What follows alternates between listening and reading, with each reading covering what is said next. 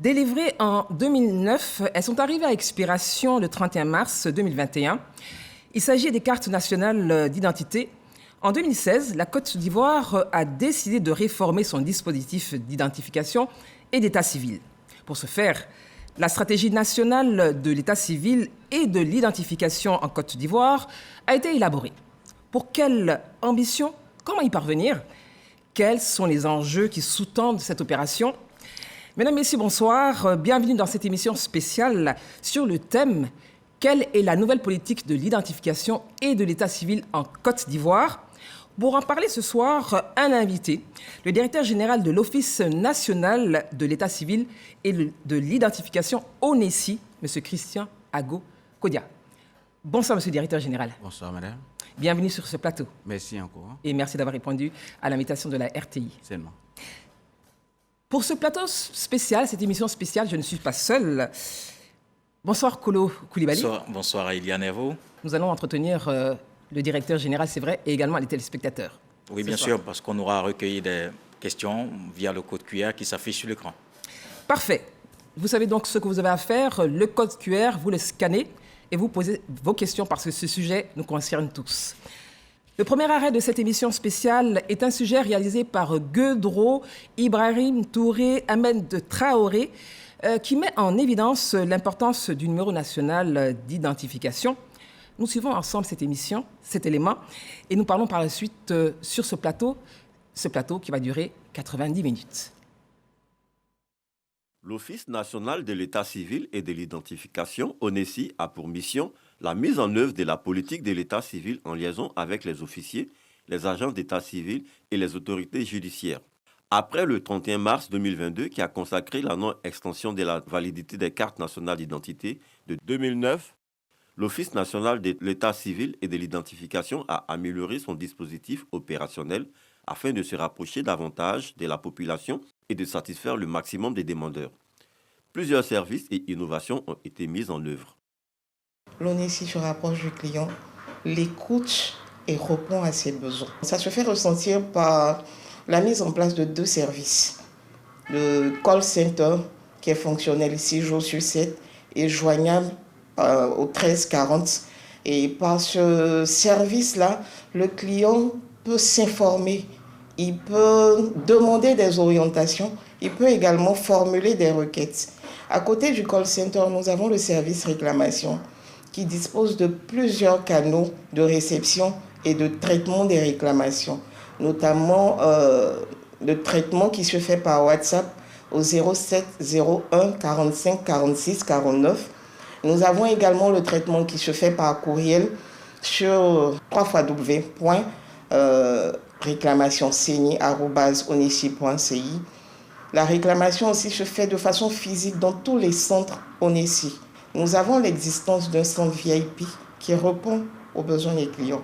L'une des grandes innovations apportées par l'ONESI est le numéro national d'identification qui apparaît sur la carte nationale d'identité. Le NNI, entendons par là le numéro national d'identification, est un identifiant unique. Il est instauré dans le cadre de la mise en place du RNPP, qui est le Registre national des personnes physiques. Donc il faut savoir que le RNPP est un système mis en place dans l'intention d'enregistrer, de mettre à disposition également les informations du détenteur du NNI. Alors le NNI s'octroie à la naissance. Il s'octroie également lors de l'établissement des cartes nationales d'identité et des cartes de résident, mais il s'octroie également lors des différents passages aux différentes frontières ivoiriennes. Alors, le NNI est un identifiant unique, donc il permet d'identifier une personne sans ambiguïté. Il permet également de collecter les informations d'un individu et pouvoir les mettre à jour facilement. Dans la vie active, donc dans le cas du RNPP, il permettra de mettre à disposition des outils pour faciliter la vie aux citoyens dans l'établissement des documents administratifs, dans l'établissement des actes d'état civil par les services électroniques qui seront mis à la disposition des citoyens. Les opérations de demande de nouvelles cartes nationales d'identité ivoiriennes sont toujours en vigueur. Pour rappel, l'Office national de l'état civil et de l'identification a été créé par décret numéro 2019-458 du 22 mai 2019 pour identifier la population ivoirienne. Merci à Guedro, Ibrahim Touré et Ahmed Traoré. Juste un rappel, mesdames, messieurs, vous pouvez donc poser vos questions via le code QR qui s'affiche au bas de l'écran. Vos questions seront partagées sur ce plateau. Monsieur le directeur général, quand on regarde cet élément, ce qui a été tourné, je le rappelle, au VIP, c'est ça? Alors, on a l'impression que tout va bien au niveau de l'ONESI. Quel est votre commentaire? Nous nous efforçons à faire en sorte que tout aille pour le mieux et que nous puissions satisfaire le maximum d'Ivoiriens, mais surtout remplir la mission de service public que l'État, que le gouvernement nous a donnée. Et c'est ça qui est la chose la plus importante. Et nous continuons dans un processus d'amélioration constant parce qu'on sait que tous les jours, il faut innover, il faut être le plus proche possible de la population, il faut pouvoir fournir les services de qualité. Et donc, nous essayons, nous savons qu'il y a toujours des soucis, mais la chose, c'est surtout d'avoir la capacité de relever les défis. Les défis, Kolo. Oui, bonsoir, monsieur le directeur général. Passer de l'ONI à l'ONESI, qu'est-ce qui a véritablement changé dans vos attributions, dans vos missions? Ce qui a changé, c'est justement ce qu'on vient de dire, parce que déjà, la première chose, c'est que le gouvernement a décidé de faire de l'ONESI une institution qui est beaucoup plus performante. Donc, en changeant le cadre d'abord de la société, on passe maintenant d'un EPN à une agence d'exécution. On permet à l'ONESI d'avoir beaucoup plus de flexibilité dans la gestion et de s'apparenter à un service peut-être d'une entreprise privée, mais toujours en gardant le pouvoir de l'État, parce que c'est un service régalien de gérer l'identité des personnes.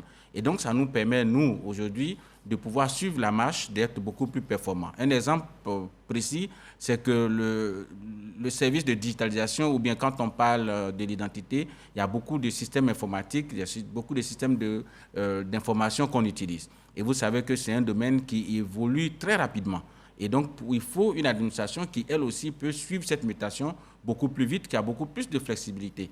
En qualité de EPN, il y a beaucoup de niveaux de mécanismes de décision qui ne sont pas aussi flexibles que ce que nous avons. L'autre élément, c'est qu'on adosse maintenant la vie même de la structure à sa performance. Donc, si nous ne sommes pas performants, alors nous ne sommes pas une structure viable, parce que nos performances sont évaluées par le ministère du Budget et du portefeuille de l'État, comme toutes les entreprises nationales. Donc, ça nous met sur le marché vraiment de la performance, comme les entreprises privées. Et donc, l'État, en se rapprochant des populations, permet d'avoir des services de meilleure qualité. Alors, puisque vous parlez de vous rapprocher des populations, c'est un élément important dans cette nouvelle orientation. Est-ce que vous avez des démembrements à l'intérieur du pays pour être plus proche? Parce que ça compte.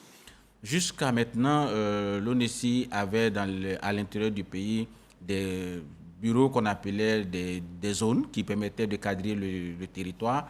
Mais en termes opérationnels, nous sommes présents dans toutes les sous-préfectures, c'est-à-dire l'ONESI a une couverture de plus de 880 points de collecte et d'enregistrement où les citoyens peuvent faire des opérations. Mais en plus de cela, nous faisons des opérations mobiles. Mais maintenant, dans notre nouvelle dynamique, dans notre nouvelle approche, nous sommes en train maintenant de créer plutôt des pôles fixes où tous les services auxquels le citoyen ou les administrations ont droit à Abidjan vont se retrouver à l'intérieur du pays. Donc très prochainement, nous sommes en train d'ouvrir un bureau, une représentation. Donc on a créé des délégations régionales. Donc on a 4 délégations régionales, y compris celle d'Abidjan qui va faire la 5e. Et donc à partir de là, nous allons avoir un plus grand maillage du territoire avec une décentralisation de l'ensemble de nos services. Alors on se rend compte qu'il y a une évolution, vous êtes proche de la population. Alors justement, cette population nous dit qu'il faut 45 jours, c'est le maximum pour avoir sa carte nationale d'identité. Vous confirmez? Aujourd'hui, les délais sont moins que 45 jours. On vous rapporte juste ce que certaines personnes disent. Alors, lorsqu'on dépasse ces 45 jours ou un peu moins, lorsqu'on n'a pas sa carte d'identité, qu'est-ce qu'on fait? Qu'est-ce que le citoyen fait ou peut faire? Ce que nous disons, c'est que dès l'instant où le délai est dépassé, en général et en principe, ce que nous faisons maintenant, c'est que le citoyen va recevoir, le demandeur va recevoir un SMS sur le numéro qu'il a indiqué. Et si ce n'est pas le cas, il peut interroger notre plateforme pour savoir l'état d'évolution de son dossier. Mais si avec tout ça, il n'a pas la réponse qu'il faut, il peut appeler notre call center, comme on a dit dans l'élément qui est passé tout à l'heure. Le 1340. C'est le 1340. Ou bien se rendre à un des centres. Nous avons fait en sorte maintenant que tous les centres qui étaient avant des centres d'enrôlement ou bien de distribution de la CNI sont devenus aussi maintenant des centres de réclamation. Donc, il y a un système de gestion des réclamations qui couvre tout l'ensemble de nos centres, à partir duquel les agents qui sont dans les centres peuvent tout de suite aller dans plus de détails sur la situation du dossier de la personne. En fait, la grosse difficulté que nous avons, c'est que quand on parle d'identité, on parle d'un individu, on parle de données à caractère personnel, dont nous ne pouvons pas tout de suite donner les informations à la première personne qui se présente.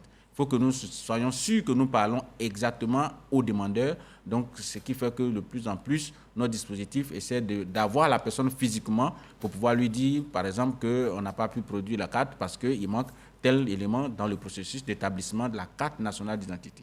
Alors, revenons justement au 1340, qui est un numéro important pour pouvoir avoir des informations ou laisser des messages. J'ai personnellement testé le 1340 le 10 septembre dernier. Alors, je suis tombé sur un opérateur qui m'a indiqué que la personne au poste 500 n'est pas disponible.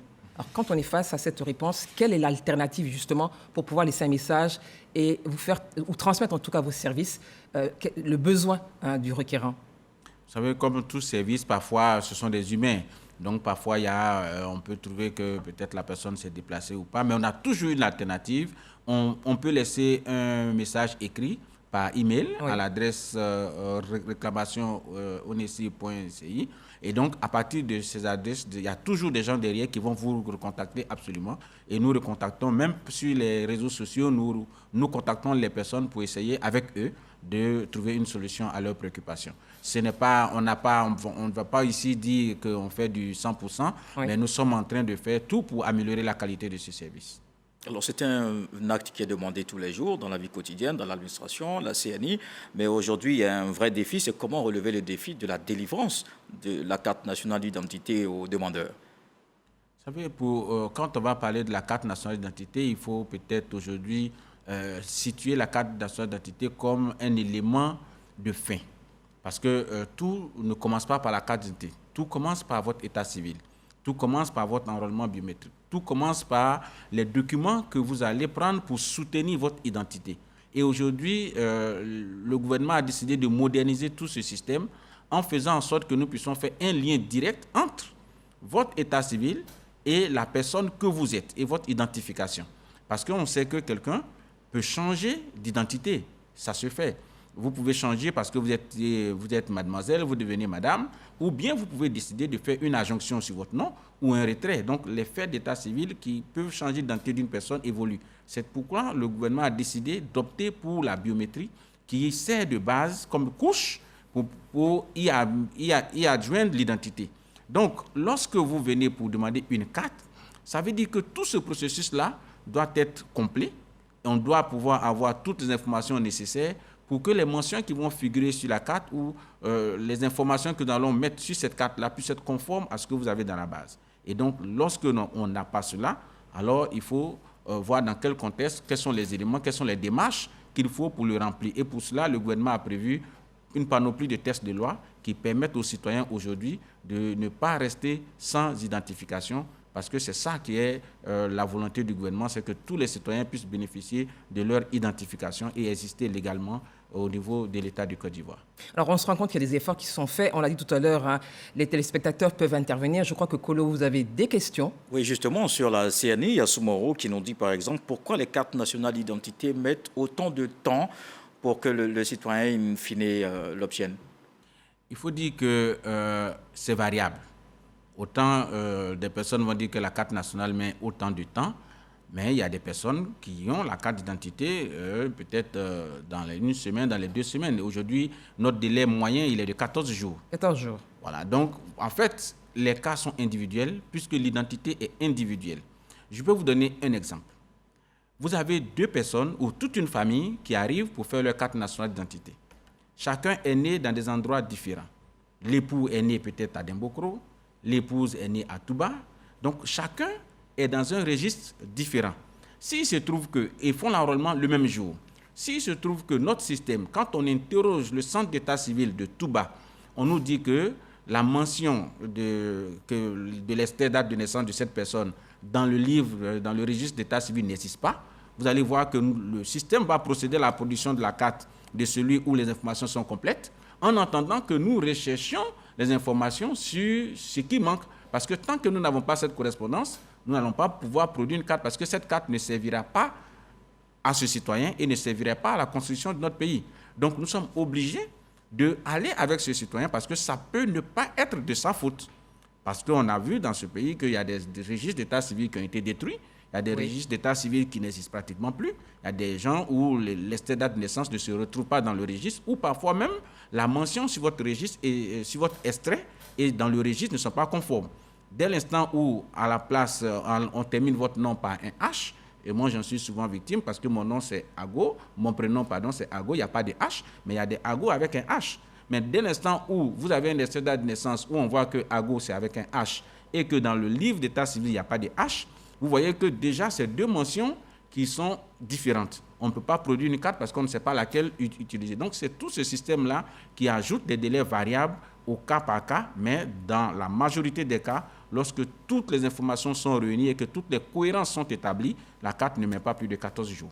Alors, il y a cette question justement sur ça de Doumbia Youssouf qui indique que justement sa femme a ce problème parce que l'extrait de naissance a disparu, peut-être brûlé dans le village en question. Finalement, elle n'a plus rien. Qu'est-ce qu'elle doit faire? C'est tout simple. C'est pourquoi j'ai parlé de l'état civil. Parce qu'aujourd'hui, on s'est tous focalisés sur la carte nationale d'identité.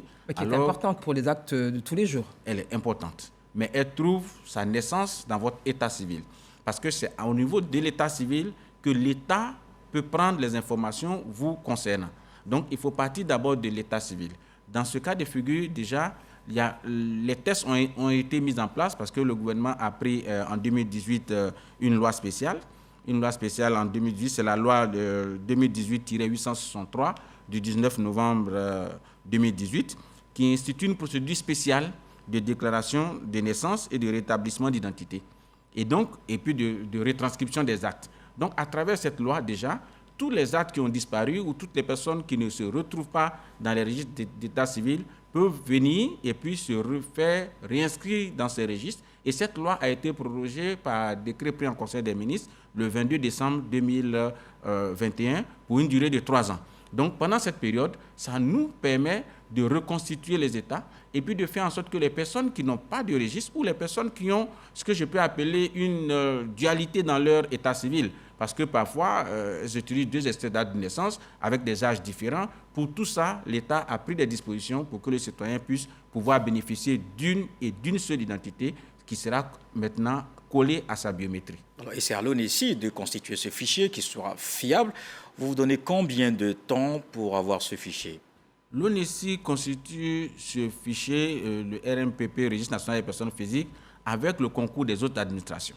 C'est-à-dire, il y a le ministère de la Justice, il y a le ministère de la Santé, il y a les autres administrations, les centres d'état civil qui contribuent à cela. Mais pour tout cela, il faut l'action du citoyen. Il faut que le citoyen lui-même se présente, il faut qu'il effectue les formalités parce que l'État a pris les dispositions, le gouvernement a pris toutes les dispositions, mais tant que le citoyen lui-même ne fait pas la démarche, l'ONESI ne peut pas vous donner une biométrie parce que vous n'avez pas fait la démarche. Pour avoir la biométrie, il faut la présence physique de l'individu. Alors justement, monsieur le DG, comment vous comprenez ou comment vous expliquez justement qu'en dépit de tout ce qui a été pris en charge par le gouvernement, et vous parliez justement de ce décret tout à l'heure, pourquoi les concitoyens, les citoyens ne se sentent plus intéressés ou pas intéressés par justement la question de l'état civil?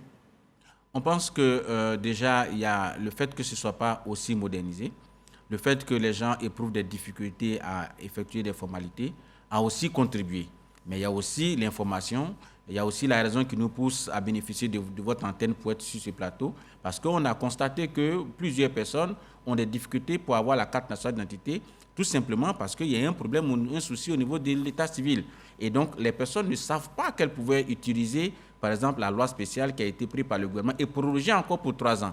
Donc, nous essayons d'augmenter les canaux de communication, de sensibilisation, pour que les gens viennent de plus en plus, mais aussi de faciliter les démarches à la population, nous rapprocher des populations, de digitaliser le maximum d'activités, d'actions pour que les choses aillent vite. Parce que vous savez que la Côte d'Ivoire est en train de rentrer résolument dans une ère de digitalisation et de modernisation de l'administration. Il faut que cela soit soutenu par un fichier d'identité fiable pour que toutes les personnes puissent bénéficier de cela. Alors, nous allons renforcer la... Il y a Brou qui dit, et pourquoi l'ONESI n'envoie pas des agents dans tous les villages du pays pour le faire? Ce serait notre souhait, on souhaite vraiment le faire. Et j'ai dit tantôt que nous étions dans 800 endroits, nous avons des principes mobiles. Mais aussi, ce que je peux dire, c'est que c'est un appel aussi que je lance. Hein, les cadres, les organisations de développement des différents villages, les mutuelles peuvent nous saisir pour mener des activités avec eux. C'est ça, nous avons des dispositifs, nous avons un dispositif mobile, nous avons tous nos arsenals sont possibles à déplacer. Et donc, dès qu'on nous saisit, on peut déployer tout notre dispositif pour aller là où ils sont. Parce que si vous voyez que si nous envoyons un agent et que tout le monde est parti au champ, alors, bon, c'est un investissement pour rien. Mais si c'est organisé, l'ONESI est prêt à aller pour couvrir tout le territoire de la Côte d'Ivoire pour pouvoir fournir les services aux Ivoiriens. Oui, parce qu'au niveau des déclarations de naissance comme de décès, les chiffres sont quand même très alarmants. Autour de 20-30%, ça vaut la peine d'y aller dans tous les villages. Là, vous me donnez l'opportunité d'aborder, je ne sais pas quand est-ce que c'était prévu, mais vous me donnez l'opportunité d'aborder une partie essentielle de notre travail. C'est la modernisation de l'état civil. Aujourd'hui, l'état civil est en phase d'être digitalisé. Nous avons déjà mis en place un logiciel qui permet de digitaliser l'état civil. Donc, à travers aujourd'hui le mécanisme de collecte des faits d'état civil, nous avons instantanément les déclarations de naissance. Nous avons maintenant dans 19 centres qu'on a pris comme centres pilotes et donc d'ici quelques mois, on se donne jusqu'à l'horizon 2023 pour commencer la généralisation. Tous les centres d'état civil de Côte d'Ivoire seront digitalisés. C'est-à-dire qu'au niveau des points de collecte communautaire, je vous dis points de collecte communautaire pour dire que nous allons même dans le village. Il y aura un référent communautaire qui dispose d'un smartphone, d'un équipement, et dès qu'il y a un fait d'état civil, il va déjà commencer à enregistrer ce fait d'état civil. Ils ont été formés. Ces personnes ont été formées. Et là même encore, on va aller pour la journée africaine de l'état civil à Bonon pour déployer ce système. Donc ce système est en train de se mettre en place. Et maintenant, même dans les maternités, pour les 19 centres que nous couvrons, il y a le même dispositif qui permet automatiquement d'enregistrer les naissances. Et ces naissances-là sont remontées automatiquement dans le grand fichier. Et ces personnes disposent automatiquement d'un numéro national d'identification à travers ce processus. Il faut dire que lorsque une naissance arrive, le plus souvent, c'est soit dans un environnement qui n'est pas à l'hôpital, c'est pas au niveau de la sage-femme, c'est dans un village, ou même si c'est chez la sage-femme, les parents sont tout de suite préoccupés par l'état de santé de la personne. Donc, le dispositif de déclaration de naissance va se faire à la sous-préfecture qui parfois se trouve à des kilomètres. Donc, voilà autant de naissances, autant de faits d'état civil qui échappaient à l'administration et qui aujourd'hui sont résolus à travers cette digitalisation qui va prendre automatiquement les naissances, les décès et même les rétablissements d'identité. Tous les faits d'état civil, les mariages, tous seront maintenant automatiquement digitalisés. Un élément important que les gens doivent comprendre dans cette digitalisation, parce qu'on parle des naissances, mais on parle aussi des autres faits d'état civil. Par exemple, lorsque vous vous mariez, jusqu'à maintenant, vous vous mariez à Cocody, vous êtes né à Tengrela, tant que vous-même vous n'apportez pas souvent votre extrait de mariage là-bas, cette mention ne figure pas sur votre extrait. Mais avec ce nouveau système, dès que vous avez fait un fait d'état civil dans un endroit sur le territoire ivoirien et même encore dans les postes consulaires à l'étranger, tous ces faits-là sont automatiquement mentionnés dans votre registre. Et donc, même les décès qui aujourd'hui échappaient à l'administration, mais vous êtes né peut-être à Dabou, mais vous décédez peut-être à Yamoussoukro, on vous fait un certificat de décès à Yamoussoukro, mais Dabou n'est pas informé que vous êtes décédé, alors que c'est là-bas que se trouve votre extrait date de naissance. Aujourd'hui, avec ce système, vous l'aurez automatiquement, cette mention, dans votre registre d'extrait date de naissance. Voilà autant de modernisations qui sont en train de se mettre en œuvre. C'est totalement effectif. C'est effectif aujourd'hui à 100% dans 19 centres et nous sommes en train maintenant de passer à la phase de généralisation dans tous les centres d'état civil et dans tous les centres de santé et avec tous les points de collecte communautaire, c'est-à-dire dans les villages. Alors vous avez parlé de 2023 pour couvrir toute la Côte d'Ivoire. Exactement. En attendant de couvrir la Côte d'Ivoire, quelle est l'alternative qui s'offre justement aux populations dans les zones, par exemple, les plus reculées, en attendant que la digitalisation arrive? En attendant que cela arrive, déjà, en venant faire la carte nationale d'identité, on permet de rattraper cela. Lorsque vous faites votre carte nationale d'identité, automatiquement, vous avez votre NNI. Alors, vous rentrez déjà dans le fichier et ça permet de faciliter, de rattraper l'inscription dans votre registre d'état civil en attendant cette digitalisation. Justement, puisque vous parlez de NNI, Diabaté Mohamed demande comment on consulte son numéro national d'identification. Aujourd'hui, chaque citoyen a cette mention sur sa carte nationale d'identité, mais les tests donnent le droit à tout citoyen de vérifier les mentions que l'État dispose sur lui, sur son identité. Donc, il aura bientôt une plateforme où chaque citoyen aura son code d'accès à partir de son NNI et pourra aller consulter son document. Mais aujourd'hui, il peut aussi demander son NNI sur notre site. Il rentre ses informations et il rentre des informations qui lui appartiennent bien sûr et le système va lui ramener son numéro national d'identification s'il est déjà inscrit, c'est-à-dire s'il dispose pour le moment de sa carte nationale d'identité ou si c'est une déclaration de naissance qui est rentrée déjà qui couvre la superficie des 19 centres que nous sommes en train d'exploiter actuellement. Alors, puisqu'on parle de la CNI, il faut préciser que c'est la société Semlex qui est l'opérateur technique qui produit. Est-ce que c'est une société qui a des difficultés à produire? Non, la société Semlex n'a pas de difficultés à produire parce qu'elle a une capacité de 80 000 cartes. Et aujourd'hui, nous n'atteignons pas encore cette capacité de production. Notre pic maximal a été de 70 000 cartes, ce qui a été notre pic maximal. Alors, il faut dire que, justement, ce dont parlait Kolo, cette société, c'est un contrat de 12 ans, c'est bien cela? C'est ça. Il y a eu, comme c'est vrai, au départ, quelques grincements de dents, mais la question, justement, parce qu'elle a quand même, vous l'avez sélectionnée, elle a été sélectionnée, c'est sa qualité, sa technicité et sa compétence. Alors, comment se fait-il qu'aujourd'hui, il y ait des cartes de CNI et les possesseurs de ces cartes ne se reconnaissent pas en ce qui concerne la photo? On parle de qualité de la photo. Alors, comment justement rattraper cela? Comment expliquer cela? Puisqu'on parle de biométrie, il faut pouvoir reconnaître les personnes qui sont détentrices de ces cartes nationales d'identité. Vous savez, je pourrais dire que comparaison n'est pas raison, mais quand vous prenez les cartes d'identité de 2009, les photos qui y sont mentionnées ne sont pas plus belles que celles que nous avons. Hein, parce que moi, j'ai la mienne, j'ai fait la comparaison. Mais tout de Ça fait suite, 13 ans, monsieur le directeur général. Oui, mais Ça s'améliore. Oui, ça s'améliore. Voilà, mais tout de suite, il faut dire que déjà, la photo qui est imprimée sur la carte, c'est une technologie différente.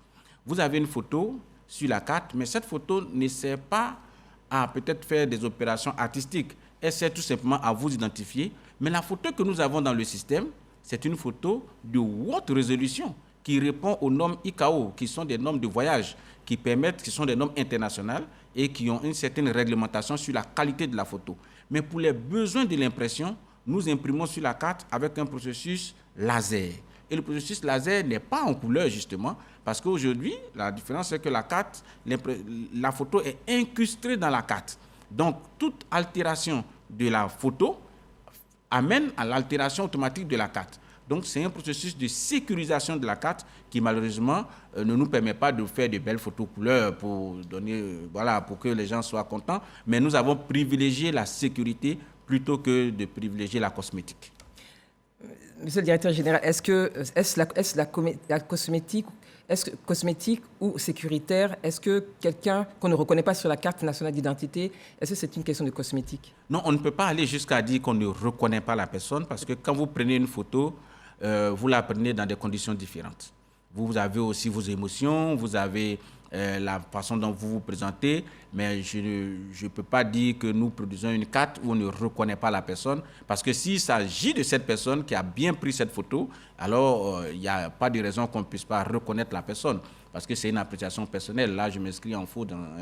Pour ceux qui disent qu'ils ne se reconnaissent pas eux-mêmes, c'est une question d'appréciation, mais toujours est-il que leur biométrie est leur biométrie, et la photo que nous avons dans le système est une photo qui est couleur, qui est la photo instantanée, ce qu'on appelle la photo vivante. Donc, c'est leur positionnement dans ce jour-ci. Si aujourd'hui, vous avez fait peut-être une tresse, vous avez fait l'homme peut évoluer.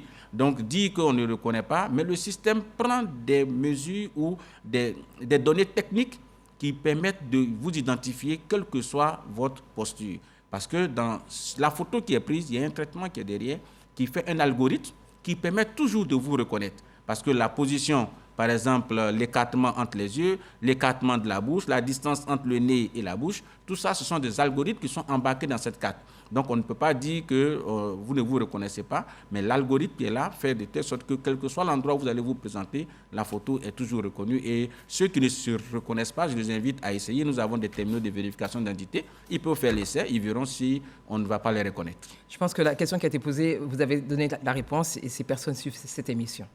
Alors justement, puisque vous parlez d'une grosse capacité de production de la société Semlex, il y a sur les questions que nous recevons, Coudouillon qui nous dit que depuis un an, il y a sa femme qui n'a pas sa nouvelle carte nationale d'identité.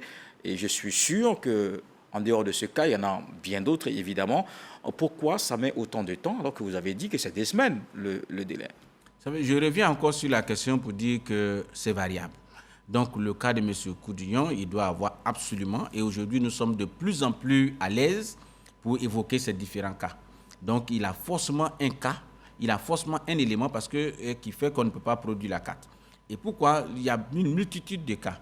Parce qu'aujourd'hui, par exemple, un citoyen, nous avons eu dans nos fichiers, et nous savons, et nous n'allons pas produire les cartes pour tout le monde, parce que nous n'allons produire que les cartes qui respectent les données ou qui respectent les cohérences nécessaires pour produire la carte d'identité à un Ivoirien. Si, par exemple, le citoyen, vous êtes là, vous êtes chez vous, mais vous ne savez pas que votre extrait de date de naissance est utilisé par une autre personne. Parce que de fraude? Il y a des cas il y a plusieurs cas. Nous avons même vu des cas où le nombre de mois entre deux frères n'excède pas 3 mois. Vous voyez que dans des cas de figure comme ça, nous ne produisons pas la carte. Il y a des cas même ahurissants où la mère est à 8 ans au moment où l'enfant est né. Et on a même encore des cas où j'ai reçu quelqu'un à qui j'ai expliqué qui était très remonté, comme beaucoup d'Ivoiriens, mais heureusement aujourd'hui de moins en moins, qui était très remonté parce qu'il a trouvé qu'ils ont rempli tous les mécanismes et tout, et depuis des mois, la carte ne sort pas du tout, ils attendent, ils en ont besoin. Et donc, je l'ai reçu personnellement. En regardant le dossier, j'ai compris que on avait dans notre fichier, il avait été indexé que entre une personne qui avait déjà une carte nationale d'identité et un des requérants, ils avaient le même père et la même mère, mais les dates de naissance, ils avaient 3 mois de différence entre les dates de naissance. Nous avons maintenant mis des algorithmes. C'est pourquoi le système il est moderne. Et donc cet algorithme permet quand même de regarder certains critères. Et dans ce cas de figure, lorsque la personne se présente, c'est pourquoi nous demandons aux gens de venir à nos services. Parce que nous n'allons pas étaler les éléments de leur identité partout. C'est individuel. Lorsqu'on a expliqué à ce monsieur, il a reconnu que c'était des cousins. Et donc, le père décédé, leur père avait rassemblé tous les frères et avait fait une procédure pour leur donner un document et pour qu'ils puissent aller à l'école et tout, mais qu'ils étaient des cousins. Mais quand on lui a expliqué que pour le moment, lui, il ne le sait pas, mais voilà le cas de figure. Maintenant qu'on a rassemblé toutes les informations, il peut se trouver que demain, si ce cousin, s'il y a des biens à partager, ce cousin va demander les biens comme tous les autres frères. Et c'est là qu'on va dire non, c'est pas. Donc il y a beaucoup de drames familiaux, beaucoup de drames au niveau de la justice qui ne sont pas réglés ou qui divisent des familles parce que tout simplement, on n'a pas pris le temps de doter ce pays d'un véritable système d'état civil. Et c'est ce que l'État nous demande de faire maintenant. Et nous n'allons pas sacrifier à cette mission parce que les gens veulent qu'on le donne facilement ou rapidement. Mais ce que vous ne faites pas à l'ONESI, c'est de dire à celui qui demande qu'il a un problème, qu'il vienne s'expliquer ou qu'il vienne justifier. Vous ne le faites pas. Ah si, nous le faisons parce que beaucoup d'Ivoiriens... Justement, puisqu'il y a le cas de Coudouillon qui dit qu'il n'a reçu rien du tout. Bon, mais je pense que si M. Coudouillon regarde bien, s'il a donné un bon numéro de téléphone, c'est qu'il a reçu un SMS parce que c'est systématique. Vous allez voir qu'il y a beaucoup de téléspectateurs ici aujourd'hui qui vont reconnaître qu'ils ont reçu un SMS les invitant à venir rechercher leur carte, les invitant à venir faire des corrections, mais qu'ils ont ignoré ce SMS. Il y en a beaucoup. Monsieur le directeur général, justement pour rebondir sur ce que Kolo dit, sur votre réponse, effectivement, il y a des téléspectateurs ou des citoyens qui ont reçu ce SMS, mais qui ne leur était pas adressé. C'était un SMS qui était adressé à quelqu'un d'autre, ce qui veut dire que le SMS qui leur est adressé a été envoyé par mégarde ou autre à quelqu'un d'autre. Donc ça aussi, c'est vrai que les SMS, ils sont adressés, mais est-ce que c'est tout le temps à la bonne personne ? C'est ça aussi, c'est une question qui remonte, monsieur le directeur général. Vous savez, ce qu'il y a de merveilleux avec la technologie, c'est que la technologie ne ment pas. Parce que lorsque les gens viennent se faire enrôler, quand on leur demande leur numéro de téléphone, ils ont la gentille habitude de nous donner de faux numéros. Mais ils oublient que derrière, nous allons utiliser ces numéros. Il y a d'autres aussi qui, on arrive, on est 5, on décide de donner un seul numéro pour nous les 5. Et donc, le système enregistre ce numéro. Il y a d'autres aussi qui, après, ont changé de numéro ou parfois, pour ne pas être embêtés, on donne le numéro qu'on n'utilise même plus. Mais voilà. Donc, c'est pourquoi maintenant, il faut donner les vraies informations parce que ce système, nous utilisons cela. Et donc, si quelqu'un a donné un numéro qui n'est pas le sien, ou si vous avez changé de numéro, ou lorsque vous êtes venu à plusieurs pour faire l'enrôlement, vous avez donné un seul numéro, le système va générer les mêmes messages pour les mêmes personnes. Et donc, vous allez recevoir un message qui ne vous est pas adressé. Nous faisons l'effort de personnaliser maintenant les messages. C'est pourquoi vous allez avoir monsieur avec tant en main le prénom pour que la personne puisse mieux distinguer s'il s'agit d'elle ou pas. Nous faisons des efforts, mais il faut aussi que les citoyens, il faut aussi que les demandeurs nous accompagnent dans cet effort parce que c'est ensemble que nous allons pouvoir réussir cette mission. Est-ce que vous communiquez justement sur cette question de demander, est-ce que c'est votre numéro? Je parle de vos agents, évidemment. Est-ce que c'est votre numéro de téléphone? Parce que si ce n'est pas votre numéro de téléphone, voilà les conséquences potentielles. Nous allons renforcer cette communication, mais dans tous nos centres, ils demandent de donner votre numéro de téléphone. Bon, on n'a pas le moyen, on ne va pas jusqu'à vérifier qu'il s'agit exactement du bon numéro, mais nous demandons aux personnes le numéro sur lequel on peut les joindre. Parce qu'il y a aussi des personnes qui ne détiennent pas forcément un numéro, mais qui donnent le numéro d'un parent le plus proche, ou bien peut-être du père ou de la mère.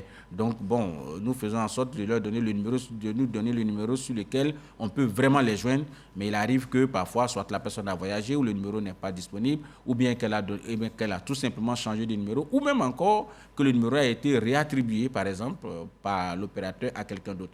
Donc, il y a beaucoup d'aléas. C'est pourquoi nous demandons à tous ceux qui ne trouvent pas de réponse à travers ces canaux d'aller dans nos centres. Nous avons maintenu le même dispositif opérationnel que nous avions avant le 31 mars. Tout simplement pour pouvoir nous consacrer beaucoup plus à la réclamation, pour que dans tous les 883 centres que nous avons sur toute l'étendue du territoire, les gens puissent continuer à venir vers nous pour qu'on puisse trouver des solutions. Et puisque maintenant, il y a de moins en moins d'engorgement, donc nous avons la possibilité d'offrir des services de meilleure qualité. Alors, on va parler toujours des cartes nationales d'identité. Une question se pose sur la filiation.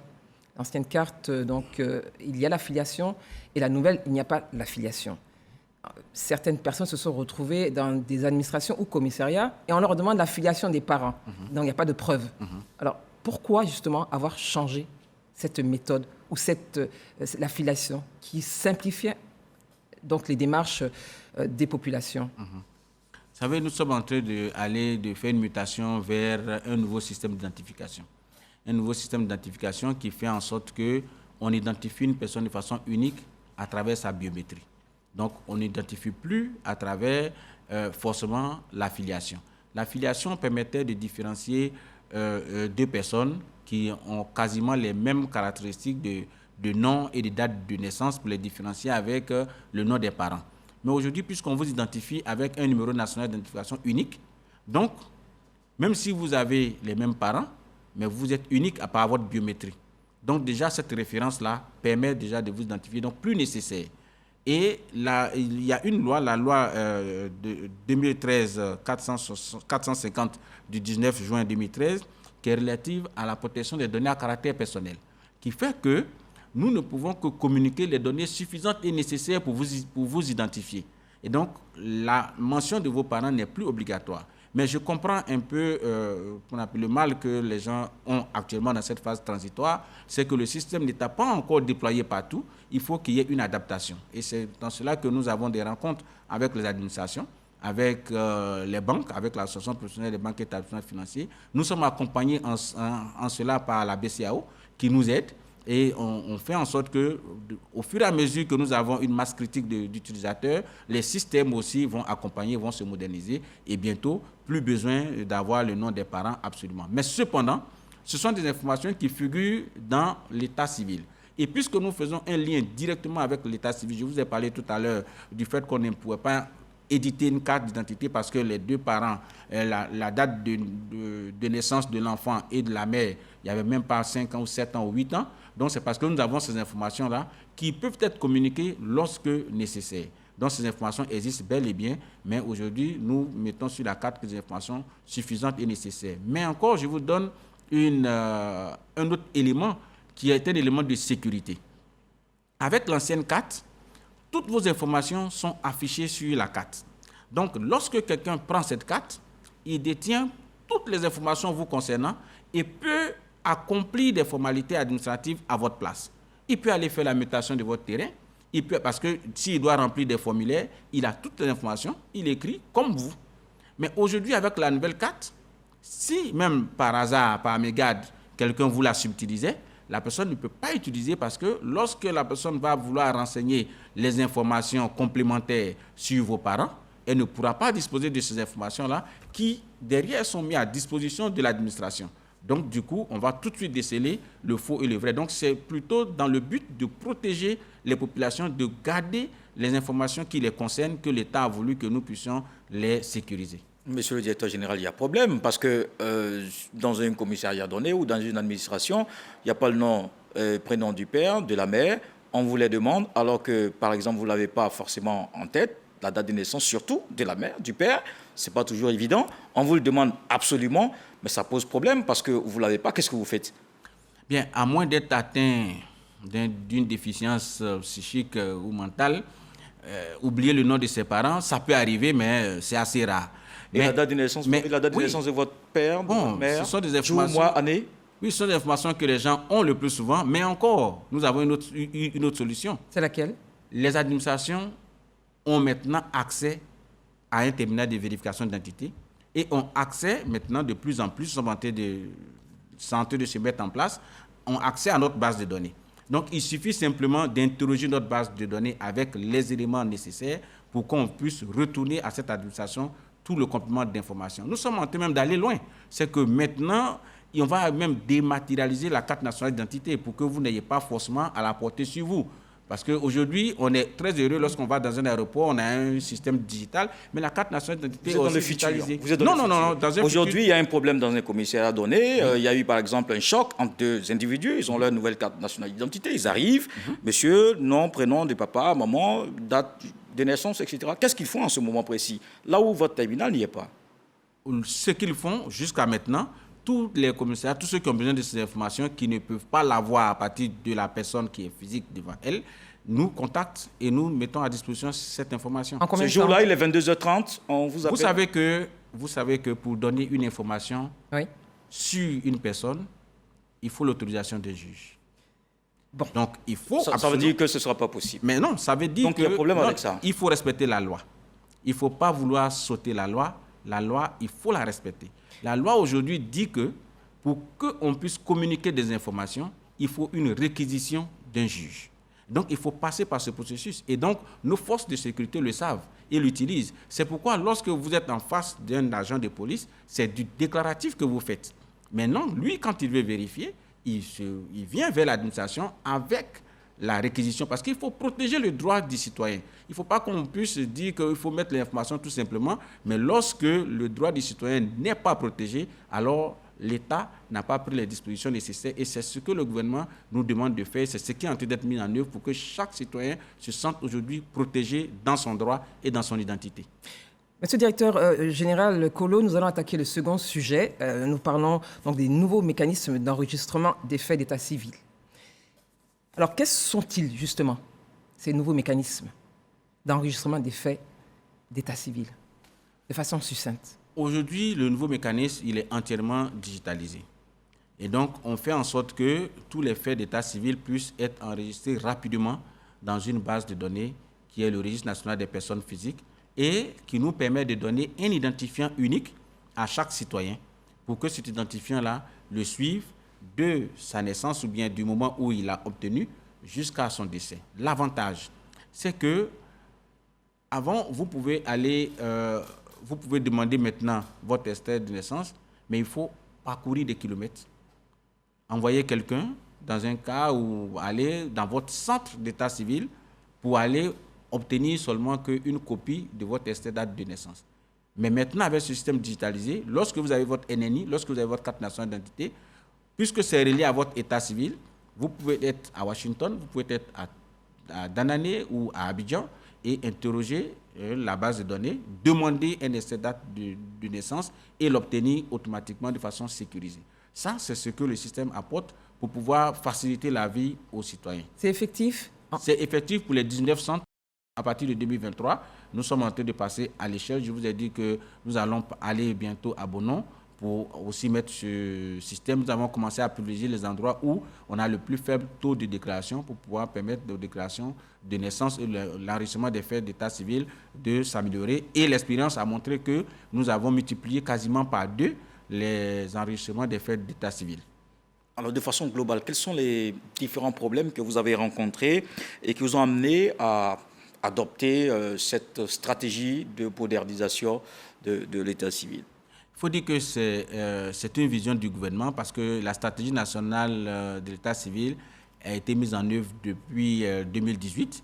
Et donc, c'est en regardant les différents problèmes, la faible déclaration des naissances, les enfants qui arrivent à l'âge d'être scolarisés mais qui ne disposent pas de cette date de naissance, les enfants qui se retrouvent en train de errer en dehors du système scolaire alors que l'école est obligatoire parce qu'ils n'ont pas ce document. Donc la solution a été de vouloir moderniser l'état civil ivoirien en adoptant une nouvelle stratégie nationale de l'état civil.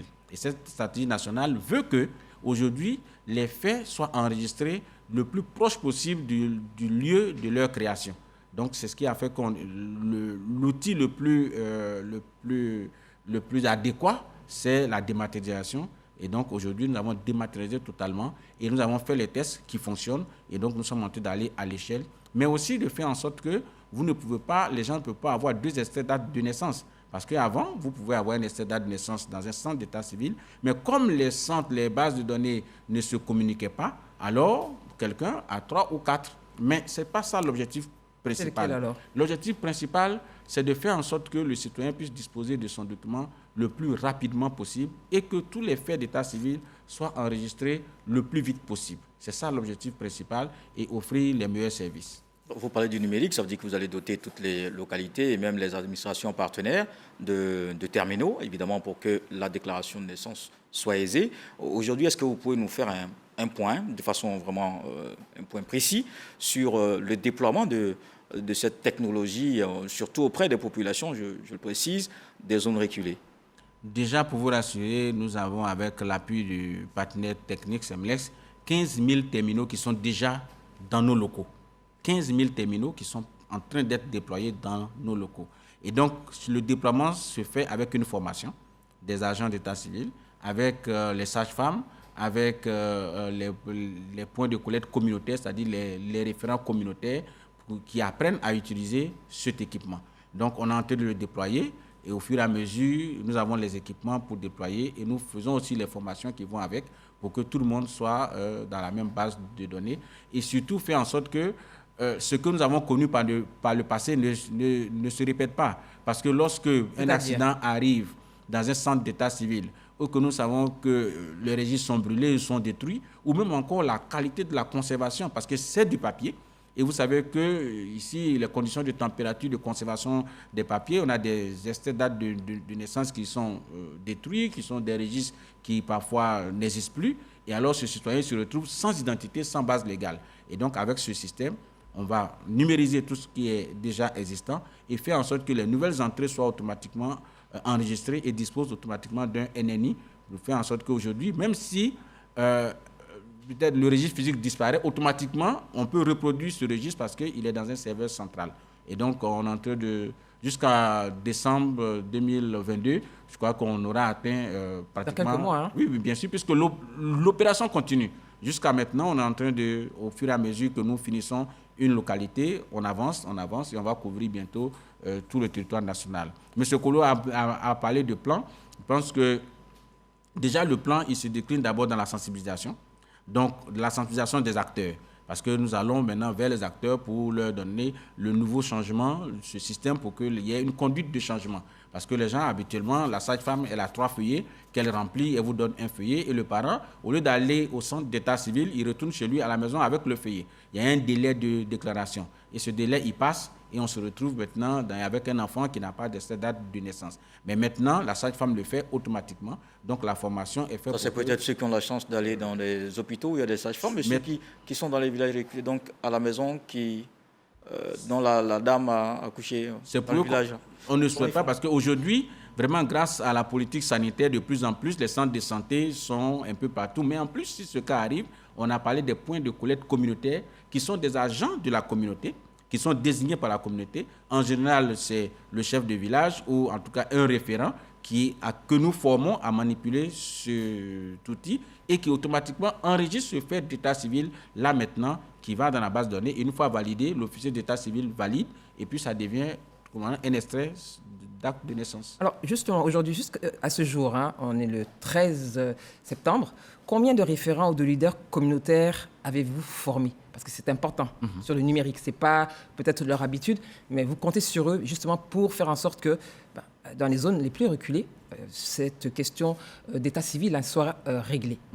Aujourd'hui, oui, aujourd'hui, dans les 19 centres, nous couvrons 19 localités. Oui. Et donc, tous les centres d'état civil de ces localités sont reliés. Et nous avons près de 480 personnes, sages-femmes et référents communautaires et agents d'état civil qui ont été formés sur cette question. Et le chiffre continue de s'accroître parce que la dernière formation qui a eu lieu il y a une semaine a été faite à Bonon avec les agents de la sous-préfecture et de la mairie de Bonon, avec en même temps l'équipement qui va avec. Et donc, au fur et à mesure, nous continuons de déployer le système.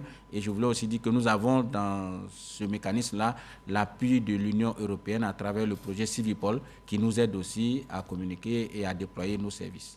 Colo, des questions? Oui, parce que la RTI est en plein dans le numérique. On a recueilli des questions via notre code QR. Vatouma Chérif a des problèmes. Vous l'avez dit tout à l'heure, la fraude, par exemple, sur l'état civil. Il se demande est-ce que c'est possible de vérifier si on a un problème avec notre état civil? Et comment on fait? Pour l'instant, non, parce que nous sommes en train de regrouper le maximum d'informations. Et ce sera possible. Et donc, aujourd'hui, déjà, je peux vous dire qu'il y a eu une réunion interministérielle de haut niveau et le Premier ministre, chef du gouvernement, a instruit avec notre ministre de tutelle, le ministre de l'Intérieur et de la Sécurité, le général Wagondo Dumadié. Nous avons été instruits de procéder très rapidement à l'inscription et à l'identification des personnes. Et on nous a donné une échéance oui, de 3 mois pour pouvoir effectuer cette mission-là. Donc très bientôt, les moyens sont en train d'être mis en œuvre pour que l'ONESI déploie toutes ses équipes et multiplie ses équipes. Nous avons prévu de multiplier nos équipes par 3 pour rapidement permettre de donner un identifiant unique à toutes les populations. C'est pour vous dire que le gouvernement prend à bras le corps cette question et nous avons été instruits hier à la réunion de haut niveau qui a eu une réunion interministérielle pour que le nécessaire soit fait, pour que très rapidement chaque Ivoirien puisse disposer d'un numéro national d'identification ou bien chaque personne vivant ou de passage en Côte d'Ivoire soit identifiée avec sa biométrie. Donc on prend rendez-vous dans 3 mois? Nous pensons que nous allons tenir ce délai. Justement, en parlant de fraude, il y a des questions sécuritaires. Il y a quelques semaines, la RTI a organisé une émission sur la migration. Il y a des retournés qui reviennent avec des papiers ivoiriens, entre guillemets, et on se pose parfois des questions. Alors, comment justement sur ces questions de migration, l'ONESI intervient pour la sécurisation justement de ces éléments et justement en ce qui concerne la protection aussi des données, puisqu'on en parle? Vous savez que dans un passé récent, je pense que c'était en Italie, ils ont déclaré qu'il y avait des milliers d'Ivoiriens qui étaient pris parmi les réfugiés. Le gouvernement n'a pas voulu laisser passer cette décision, a voulu avoir la conviction de ces personnes. Une mission est partie sur les lieux et on s'est rendu compte que de milliers d'Ivoiriens, il n'en était rien. Parce que tout simplement, les gens ont des faux documents qui circulent ou des gens se fabriquent des documents parce que justement, il n'y avait pas la biométrie, il n'y avait pas de système de digitalisation. Aujourd'hui, avec ce que l'ONESI est en train de mettre en place, lorsque on veut connaître l'identité d'une personne et qu'on passe par les voies autorisées pour pouvoir avoir l'information, alors à partir de votre biométrie et de votre état civil, l'ONESI peut communiquer de l'information. Donc, il n'y a plus de doute sur la qualité de cette personne. Mais monsieur le directeur, avant d'arriver justement à cette étape, parce que là, c'est quand tout va bien, on cherche à savoir qui est qui fait quoi, mais dans le cadre de fraude, dans le cadre de migration ou dans le cadre de terrorisme, il faut le dire, on peut utiliser une fausse identité. Alors, le temps qu'on revienne à vous, à vos services, concrètement, comment vous appuyez cette sécurisation? Comment on fait pour la protection justement des données, qu'il n'y ait pas ce vol de données pour des actes délictueux? Déjà, je peux vous dire qu'on a déjà plus de 6 millions de personnes qui disposent d'un numéro national d'identification et qui disposent de cartes qui sont vérifiables à travers nos terminaux. Mais en plus de ça, nous avons les bases historiques. C'est à travers les bases historiques que nous pouvons savoir qu'un tel avait été déclaré peut-être sous un nom X ou Y, parce qu'il y a des bases historiques. La Côte d'Ivoire ne part pas ex nihilo. Il y avait déjà ces bases. Donc nous continuons d'exploiter ces bases, et c'est justement le recours à ces bases-là qui nous permet de clarifier, d'affiner les informations que les gens nous apportent sur leur identité. Donc ces bases sont actuellement utilisées pour pouvoir les affiner. Et lorsque vous vous présentez dans nos centres avec vous, la nouvelle biométrie, la nouvelle technologie, nous faisons en sorte que nous allons unifier maintenant toutes ces bases. Mais sinon, déjà dans nos bases, nous avons plus de 27 millions de personnes identifiées dans nos bases, ivoiriens comme personnes qui ont visité la Côte d'Ivoire. Alors vous avez dit qu'il y a 6 millions de NNI qui sont actuellement délivrés. Tout à fait. Important, dans le contrat avec Semlex, sur 12 ans, c'est 36 millions de cartes qui seront distribuées. Mais pourquoi il y a ce gap qui est si important? Donc il reste 30 millions de personnes à qui on n'a pas encore donné de NNI. C'est ce que vous voulez dire? Je ne dirais pas donner de NNI, parce que s'il fallait donner de NNI, je disais tout de suite qu'on a déjà dans nos bases de données près de 25 millions de personnes. On aurait atteint le chiffre de... Qu'est-ce qui explique alors ce gap de 30 millions? Non, on ne peut pas parler de gap, parce que ce sont des chiffres... Comment vous le qualifiez alors? C'est une planification. Vous savez, en 12 ans, la CNI est valable pour 10 ans. Donc, une fois que vous la faites aujourd'hui, sachez que à 10 ans, à T plus 10, vous allez avoir, si T égale, si on prend T avec une échelle annuelle, donc à 10 ans, il va y avoir un renouvellement qui va se faire. Donc déjà, dans ce calcul, dans ce chiffre que vous dites, on a pris ceux qui vont renouveler la carte maintenant, plus le taux de renouvellement à l'échéance pour couvrir les 12 ans. Ça, c'est d'abord le premier facteur. Le deuxième facteur, il faut dire qu'on a fait un calcul, c'est un calcul, c'est une planification, que les gens doivent se déplacer pour venir. C'est pourquoi, justement, il y a le décret que nous allons encourager à mettre en œuvre qui exige l'usage du NNI dans l'accomplissement des actes de la vie civile. Et donc, lorsque ce décret-là, ces lois seront mises en œuvre dans toutes les administrations, et que lorsque chaque citoyen va se présenter quelque part, on va lui demander ce numéro pour pouvoir accomplir les formalités, les gens vont venir pour pouvoir le voir, pour pouvoir voir. Il était question pour nous, ONECI, de faire en sorte que nous ayons le dispositif nécessaire pour faciliter l'obtention de ce NNI à tout citoyen. Et aujourd'hui, ce dispositif, il est en place. Et donc, en ce moment-là, nous allons pouvoir offrir les services. Parce que tant que la personne ne vient pas elle-même, vous ne pouvez pas capturer la biométrie. Et même nous avons déjà des anciennes biométries, mais nous faisons, lorsque vous venez faire le renouvellement, vous allez voir qu'il y a une étape où nous comparons la biométrie actuelle à la biométrie que nous avons en base. Donc, il y a toute une technologie qui est en train d'être mise en place. Mais aujourd'hui, il est question pour nous d'être aptes à absorber les personnes qui arrivent. Et nous pensons que nous avons suffisamment maintenant les moyens, nous sommes aguerris. Nous avons modifié nos plans opérationnels pour que lorsque les gens viendront, ils vont pouvoir disposer de nos services et encourager tout le monde à utiliser ce NNI pour accomplir les actes de la vie civile. Ça va faciliter la vie aux Ivoiriens, ça va sécuriser nos données, ça va empêcher que nous puissions avoir un certain nombre de drames.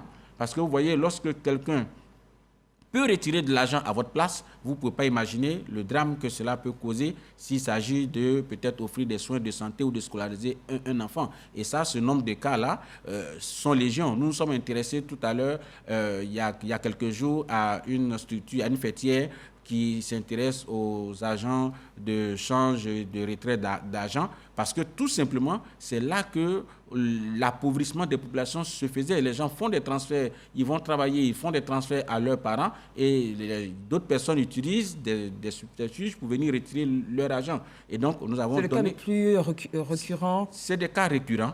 Et c'est des cas même qui amènent peut-être cette personne qui exploite un endroit qui ne fait même pas un chiffre d'affaires de 100 000 francs à se retrouver à la police économique ou à la maison d'arrêt pour peut-être 1 million. Et vous voyez que cette personne ne peut plus reprendre son activité parce qu'elle est accusée d'avoir utilisé frauduleusement, alors qu'il y a des réseaux qui utilisent des fausses pièces d'identité. Et ça, nous nous intéressons à cela pour que de plus en plus, on puisse contribuer à notre façon à assainir l'économie, à assainir les transactions. Donc voilà autant de choses qui sont regroupées dans ce RMPP que nous voulons partager de mieux en mieux avec les Ivoiriens. Alors justement, ça c'est un plaidoyer que vous faites à l'endroit ce soir de la population. Tout à fait. Il faut absolument venir vers vous. Exactement. Mais est-ce que vous comprenez justement ces personnes qui on va revenir encore à cette information. La PS, elle est prête. Les personnes arrivent, il y a une queue, et elles sont découragées. Est-ce que, en réalité, vous avez suffisamment de moyens pour aller justement au bout de ce qui est attendu de l'ONESI? Est-ce que vous avez suffisamment de personnel, justement, pour répondre aux attentes des populations? Nous n'en avons pas assez. Est-ce que vous avez demandé? Nous n'en avons jamais assez, parce que nous voulons en avoir le maximum, mais vous savez que nous avons aussi des ressources à mettre à la disposition de ces personnes. Il faut payer ces agents, il faut pouvoir les maintenir sur place. Et vous imaginez les efforts qui sont faits.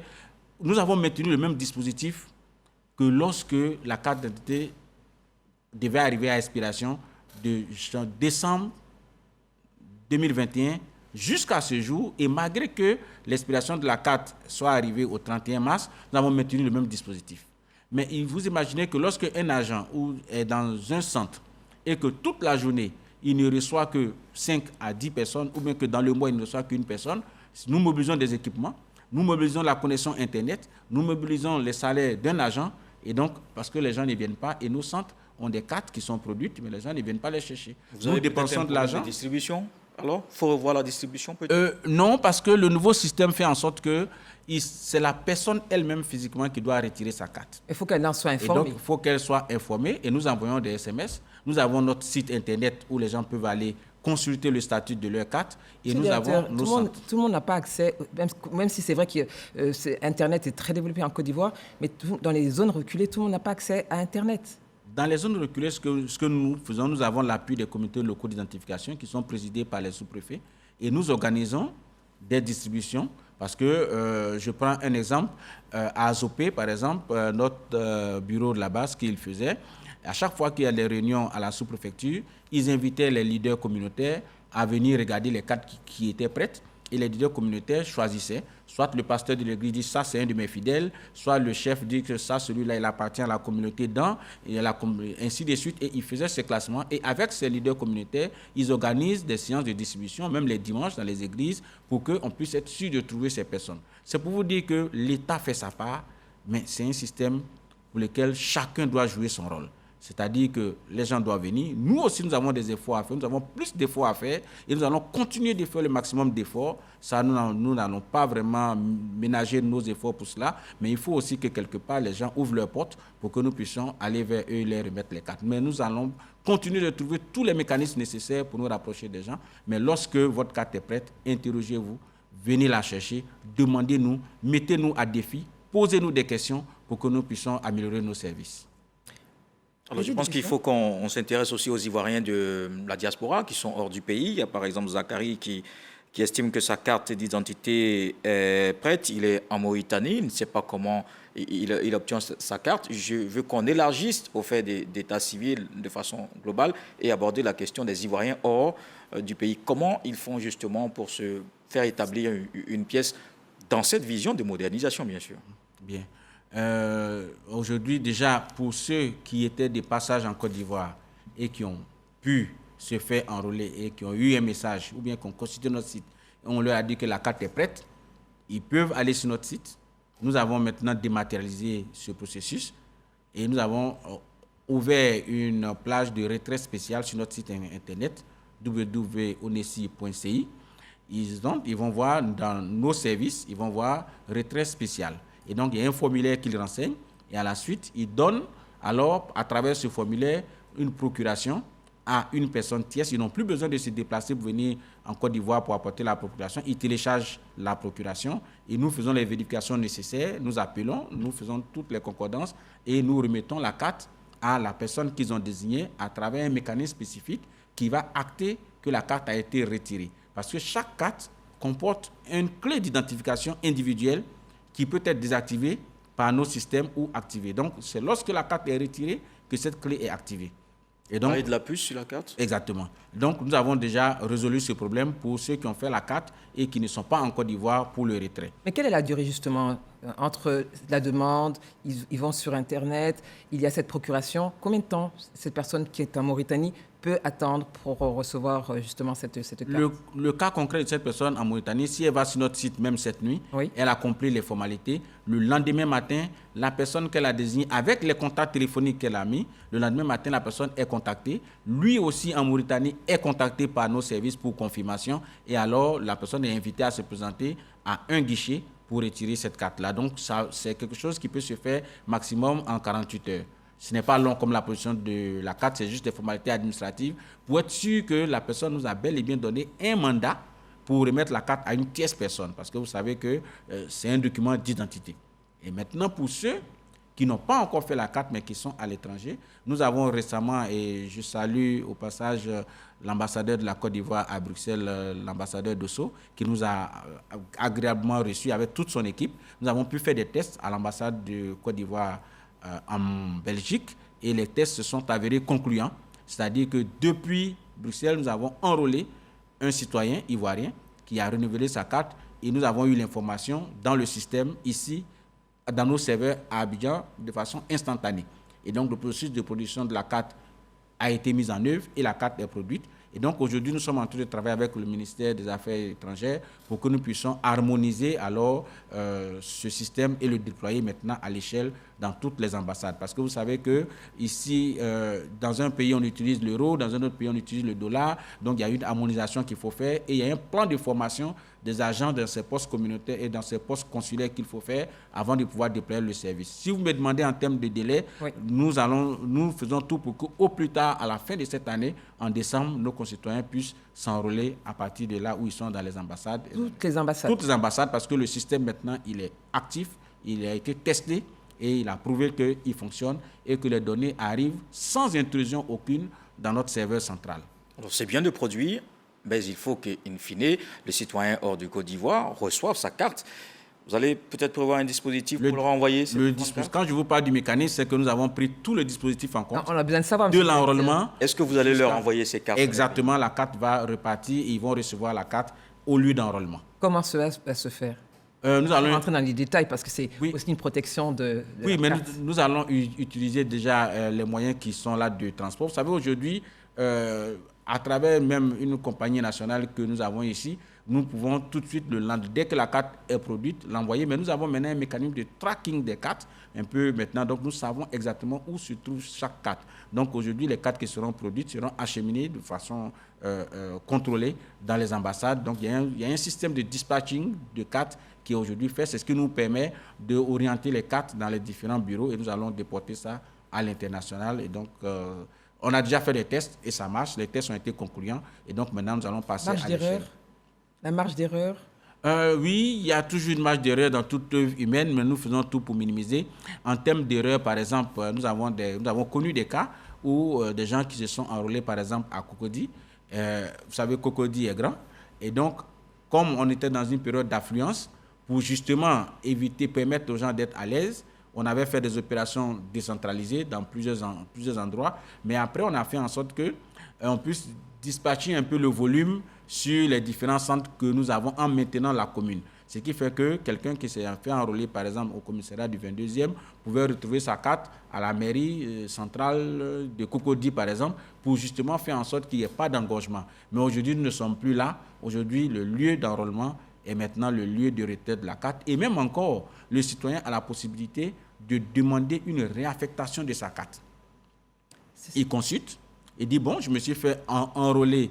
En ce moment, j'étais à Abidjan, mais maintenant, je suis en service à Korogo et c'est le cas pour beaucoup de nos concitoyens qui sont à l'École nationale de police de Korogo, qui ont fait leur enrôlement ici. Nous sommes en train de prendre les dispositions parce que nous avons été saisis par l'administration de la police nationale au niveau de Korogo pour regrouper toutes leurs cartes à partir de leur numéro de demande et leur acheminer les cartes. Nous allons même dans les domiciles pour les personnes qui sont âgées ou des personnes qui sont invalides. Nous allons faire des enrôlements à domicile. Nous délivrons les cartes aussi à domicile. Il suffit de nous demander et nous organisons le service.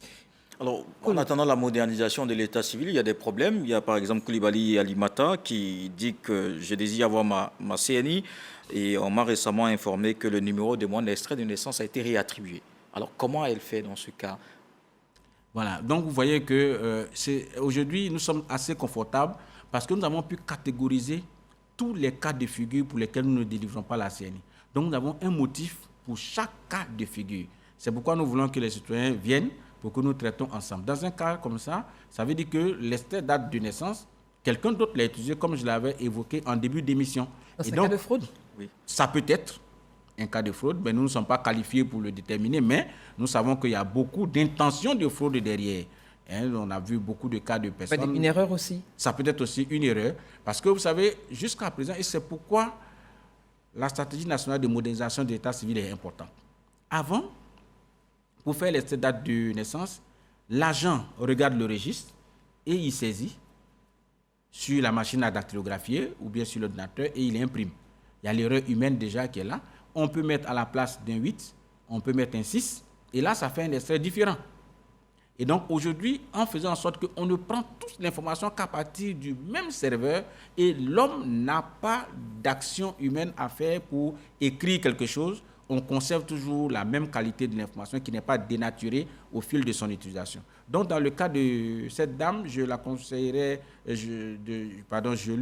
de partir vers le tribunal et de se faire une réquisition à travers la loi spéciale de rétablissement d'identité avec les documents qu'elle a. Et aujourd'hui, elle va se rétablir dans son identité et elle pourra avoir cette réquisition-là qui va nous permettre de produire sa carte nationale d'identité avec le rétablissement de son identité. Alors, il y a aussi Mamadou Ouattara qui dit qu'il y a eu des erreurs sur sa carte. Il a demandé rectification. Il avait payé 5 000 francs. Après, pour la rectification, il faut payer encore 5 000 francs. Monsieur le directeur général, vous demandez trop, finalement. C'est 10 000. Oui, parce que chaque carte est un processus. Vous savez, on a été confrontés à une situation où ça peut être de façon délibérée, parce que la personne, au moment où elle faisait la carte, elle était élève, elle vient d'avoir le concours, et maintenant elle est sage-femme, et elle veut avoir la mention sage-femme sur sa profession. Parce qu'ici, il parle d'erreur. Ce n'est pas une rectification. Non, il parle d'erreur. Parce qu'il faut qualifier l'erreur. C'est pourquoi je dis parfois ça peut être délibéré. Lorsqu'on vous enrôle, vous allez voir que le processus d'enrôlement n'est validé que lorsqu'on vous demande de confirmer les informations que vous avez sur la machine. Et en général, les gens les regardent, ils confirment. C'est lorsque vous avez confirmé simplement que l'agent va éditer. Donc, quand on est passé par là, aujourd'hui, on ne dit pas qu'il ne peut pas avoir d'erreur, mais parfois, il y a aussi le fait que la personne n'a pas validé ces informations. Pour une nouvelle demande, par exemple. Mais pour les renouvellements, l'erreur se trouve parfois dans l'ancien système, dans l'ancien fichier que nous appelons pour pouvoir vous rééditer une nouvelle carte. Mais vous ne corrigez pas, ou bien vous voulez que l'agent puisse le corriger, alors que l'agent n'a pas l'autorisation, n'a pas la main pour pouvoir faire ces corrections, parce que ça peut être la porte ouverte à la fraude. Pour corriger une information, il faut apporter un document probant. Pour dire concrètement, qu'est-ce qu'elle fait, cette dame? Non, il faut venir dans nos services pour que nous puissions qualifier la nature de ce qu'elle appelle l'erreur. Si par exemple... c'est un garçon, c'est Ouattara. Il faut qu'il vienne dans nos services pour qualifier ce qu'il appelle erreur. Parce que nous avons un cas de figure de quelqu'un qui a son nom complètement inversé. Donc, il a son nom qui est inversé, alors que dans son extrait date de naissance, c'est inversé. Mais sur son ancienne carte nationale d'identité, c'est inversé. Et donc, pour pouvoir faire la correction, il faut qu'il parte modifier aussi son état civil pour que nous puissions faire la correction. Donc, on ne peut pas tout de suite dire que c'est une erreur, mais nous prenons en charge lorsque nous voyons que c'est une erreur matérielle qui est arrivée. Par exemple, il y a des cas où il y avait des fautes d'orthographe qui sont arrivées. Par exemple, on sait que sur l'extrait date de naissance, le nom comporte 2 S, alors que dans le système, il y a eu 3 S qui sont produits. Ce sont des erreurs assez minimes, marginales, de votre fait, mais qui arrivent. Du fait de l'ONECI? Qui sont du fait du programme. Mais c'est l'ONECI. Oui, ben dis donc, c'est l'ONECI, justement. Et donc, quand nous qualifions cela, automatiquement, nous faisons les corrections. Là, il faut que nous puissions établir la nature de ce qu'on est qualifié l'erreur. Et donc, à chaque fois que l'erreur vient d'un système informatique, nous faisons les corrections nécessaires. Oui, par exemple, un deuxième cas, c'est Koulibaly Issa. Lui, ça a été fait, il a tenté de rectifier. On lui a dit, monsieur, on vous revient, mais sauf que ça fait 1 an qu'il attend. Pour rectifier, Il y a tout un processus. Un an, monsieur le directeur général? C'est pas trop long. Non. Un an. Un an, et c'est sûr. C'est lui qui dit. Hein. C'est lui qui dit que ça fait un an. Mais non, et donc, sinon, moi, vous dites autre chose. Oui, moi, je ne peux pas assumer que ça fait un an. Parce que pour dire que ça fait un an, il faut apporter les preuves. Parce que nous, c'est pourquoi nous avons le numéro de demande. Bon, le citoyen peut dire que ça fait un an, mais ça fait un an peut-être qu'il est assis chez lui. Donc, il faut venir à notre centre. Mais il a fait. Il a contacté le 1340, ils ont arrêté tout ensemble, mais il ne sait plus finalement ce qu'il faut faire après tout ça. Bon, nous allons continuer toujours, qu'ils viennent, qu'ils nous écrivent, qu'ils viennent dans nos centres. Nous allons faire en sorte que nos services soient améliorés. Mais nous disons que pour aujourd'hui, de mieux en mieux, nous avons la pression de produire le plus rapidement les cartes, parce que nous ne sommes plus dans la période d'urgence, que nous avons bien géré. Nous avons bien géré cette période d'urgence. Nous avons produit 2 millions de cartes en l'espace de 2 mois. Donc aujourd'hui, nous n'avons pas cette pression. Au contraire, c'est nous qui attendons les clients. Et vous avez produit combien de cartes au total, le processus? Depuis le processus, aujourd'hui, nous sommes à 6 millions de cartes qui ont été produites. Et la population ivoirienne en âge, puisque même les mineurs aujourd'hui ont des cartes. C'est aussi une opportunité. Nous pouvons faire maintenant les cartes. 29 millions à partir de recensements. À partir de 5 ans, oui, nous pouvons produire une carte nationale d'identité, parce qu'à partir de 5 ans, la biométrie n'évolue pas grandement. Voilà. Donc 29 millions selon le dernier recensement général, 6 millions. C'est vrai que c'est un processus, mais quelles sont les estimations ou les perspectives par rapport justement à cette CNI, et de façon à ce que tout le monde, la population ait ses pièces d'identité, et en partant de l'état civil qui est très important. Vous savez, la demande du titre appartient au citoyen. Donc c'est lui qui demande le titre. Mais l'identification, c'est une mission régalienne de l'État. Et je viens de dire tantôt que nous avons été instruits par le ministre de l'Intérieur de pouvoir faire cet enrôlement dans les délais les plus courts possibles, et on nous a donné un délai de 3 mois pour le réaliser. Nous avons été instruits. Donc, dans les délais de 3 mois, nous devons procéder à la mise à l'échelle, à ce qu'on appelle à l'identification de masse, pour attribuer un identifiant unique à chaque population. Sur la base de l'état civil? Sur la base de l'état civil. Et ceux qui n'ont pas d'état civil? Ils vont utiliser la loi spéciale pour pouvoir rétablir leur identité ou avoir un essai de date de naissance. Kolo, nous avons parlé, et monsieur le directeur général, de la gestion des flux migratoires.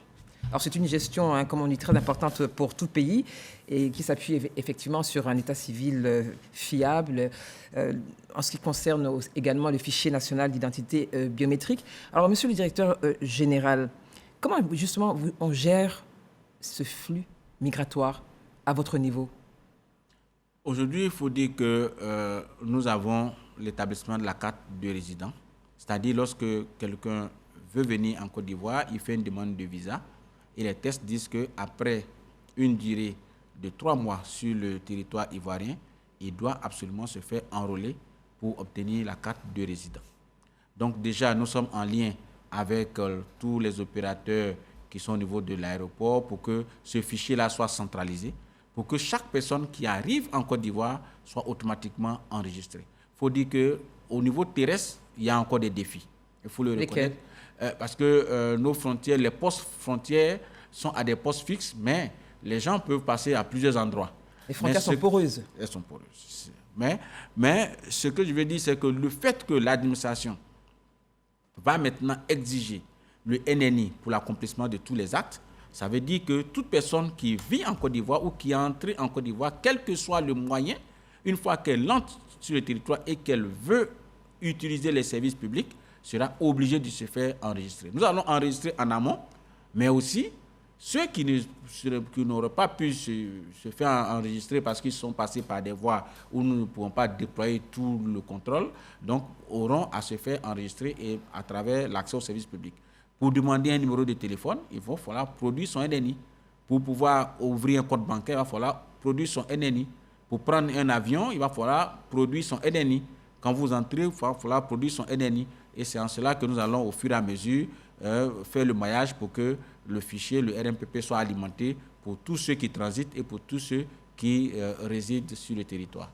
Donc, le NNI, ça concerne finalement tout le monde, les Ivoiriens comme... Exactement. Le NNI concerne toutes les personnes vivant ou de passage en Côte d'Ivoire. Même 24 heures. même 24 heures. Dès l'instant où vous entrez sur le territoire ivoirien, vous êtes enregistré. L'avantage, c'est que si vous revenez encore, vous avez toujours le même NNI parce que vous avez toujours la même biométrie. Donc, ça va faciliter le contrôle des flux migratoires parce que vous êtes déjà venu en Côte d'Ivoire, vous avez eu un NNI. Demain, quand vous allez vouloir demander un autre visa, vous allez renseigner votre NNI. On sait déjà tout de suite que vous êtes en Côte d'Ivoire. Vous savez, à chaque fois, pour tous ceux qui voyagent, quand vous arrivez à l'aéroport, on va vous prendre vos empreintes. Vous allez dans un pays pour 24 heures, on vous prend vos empreintes à la sortie. Vous revenez, on vous prend vos empreintes à l'entrée. Vous repartez, on vous prend encore vos empreintes. Mais alors, votre biométrie ne change pas. Pourquoi tout ça? C'est parce que justement, le RNPP n'a pas encore atteint la masse nécessaire. Mais lorsqu'on aura atteint cette masse nécessaire-là, on ne va plus vraiment prendre la biométrie à chaque fois, puisque vous avez un NNI. Donc, c'est tout ça qui est en train de se mettre en place. C'est pourquoi le gouvernement nous a demandé d'aller très vite à l'échelle pour pouvoir permettre à tous ces services de se déployer. Kolo, permettez, je rappelle juste, je vais préciser parce qu'il y a beaucoup d'acronymes. Le RNPP, c'est le Registre national des personnes physiques. C'est ça. Pour tous ceux qui nous regardent, parce que c'est vrai que ce n'est pas toujours très évident. Oui, c'est toujours justement que cette stratégie rentre dans le cadre de ce registre RNPP pour identifier les citoyens en Côte d'Ivoire, y compris ceux qui sont établis hors du pays, dans la gestion de ce flux migratoire. Ce sera utile aussi? Oui, ce sera utile parce que pour parler du RNPP, j'entends vraiment, parce que c'est vrai, vous faites bien de le rappeler, on entend RNPP, NNI, on ne sait pas qu'est-ce qui est où, beaucoup d'acronymes. En fait, le RNPP, c'est tout simplement une base de données.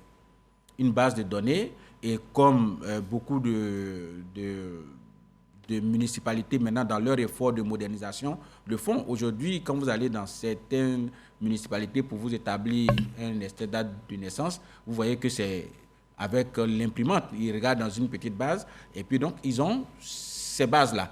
Mais en fait, comme ces bases ne sont pas liées, on n'a pas un seul registre. On ne peut pas savoir si les personnes sont doubles ou non.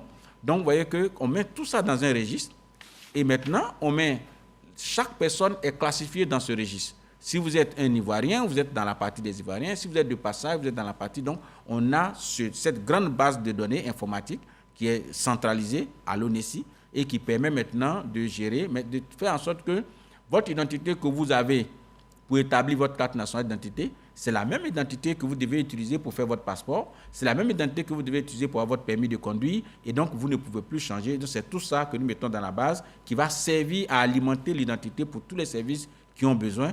Et même quand vous entrez en Côte d'Ivoire, on vous enregistre, on prend votre biométrie, on vous donne ce numéro, ce NNI qui est le numéro national d'identification qui se trouve au dos de la carte. Donc, ce numéro-là, il ne varie pas. Il est unique. Il est unique. Même si vous changez de carte, ce numéro ne changera pas. Même là, dans 10 ans, vous perdez cette carte, vous demandez un duplicata, vous allez retrouver toujours votre même NNI. Et bientôt, sur votre date de naissance, nous allons aussi répercuter ce NNI sur cette date de naissance. Et sur les nouvelles naissances que nous captons actuellement, le NNI est automatiquement inscrit. Et c'est ce même NNI qui va se retrouver dans la carte nationale d'identité et qui va vous accompagner dans toutes vos formalités. Monsieur le directeur général, Kolo Coulibaly, 90 minutes, ça passe très vite. Nous sommes pratiquement au terme de cette émission. Kolo, une dernière question? Oui, est-ce qu'on peut savoir si dans la mise en œuvre de RNPP, il y a des dysfonctionnements quelconques que vous entendez relever, évidemment en appelant par exemple la population à vous aider, puisque finalement la responsabilité peut être partagée aussi? Je parlerai plutôt de défis, pas de dysfonctionnement, mais de défis. Le premier défi, c'est déjà de faire en sorte que, au niveau de toute l'administration, nous ayons la même vision, que tout le monde voit la nécessité d'avoir ce RNPP, donc d'aller vers ce nouveau changement, de faire en sorte que cette base-là soit constituée et qu'elle serve à toutes les administrations. Rapidement, un cas de figure tout simple. Vous savez, très rapidement, le ministère des Transports fait beaucoup d'efforts pour réduire le nombre d'accidents, pour faire en sorte que la formation au permis de conduire soit sécurisée. Mais lorsque quelqu'un peut se faire établir un permis de conduire sans être passé dans une auto-école et qui dispose de ce numéro, et que personne, il n'y a pas de référentiel pour vérifier l'identité de celui qui a ce permis de conduire, vous voyez que c'est comme si on on purifie de l'eau, mais on lui ajoute de l'eau sale. Donc, les mauvais conducteurs vont venir pour créer des accidents. Et donc, alors qu'à travers le RMPP, à travers cette base, on ne peut avoir un permis de conduire que lorsque l'identité est fiabilisée et lorsqu'on sait que c'est la personne qui a subi la formation qui a effectivement reçu ce permis de conduire. Donc, il faut que toutes les administrations, la population avec nous, on voit le bénéfice de cela et pour faire en sorte qu'on ait une base unique qui va protéger notre identité, qui va faire de telle sorte que notre identité soit reconnue et nous permettre de bénéficier des services sociaux et de pouvoir bénéficier de tout ce que le gouvernement met en place comme plan social, comme politique sociale. Monsieur le directeur général, ce sera votre mot de fin, mais ce n'est pas la dernière fois que nous vous recevrons sur ce plateau. Nous avons rendez-vous dans 3 mois et peut-être avant. Kolo Coulibaly, merci infiniment. Merci à vous, Eliane. Merci. Directeur général, je rappelle que vous êtes le directeur général de l'ONESI. Merci d'avoir répondu à nos questions. C'est moi qui vous remercie. Merci à la RTI de toujours nous ouvrir ses portes. Merci pour votre disponibilité. Mesdames, Messieurs, merci d'avoir suivi cette émission sur le thème, c'est une émission spéciale, sur le thème « Quelle est la nouvelle politique de l'identification et de l'état civil en Côte d'Ivoire ?» Merci à la Direction générale de la RTI, à la DMI, à tous ceux qui nous ont aidés, que ce soit sur le plan rédactionnel, sur le plan technique, à réaliser et à présenter cette émission. Restez sur RTI1 pour la suite de ces programmes. À très bientôt. Bonsoir.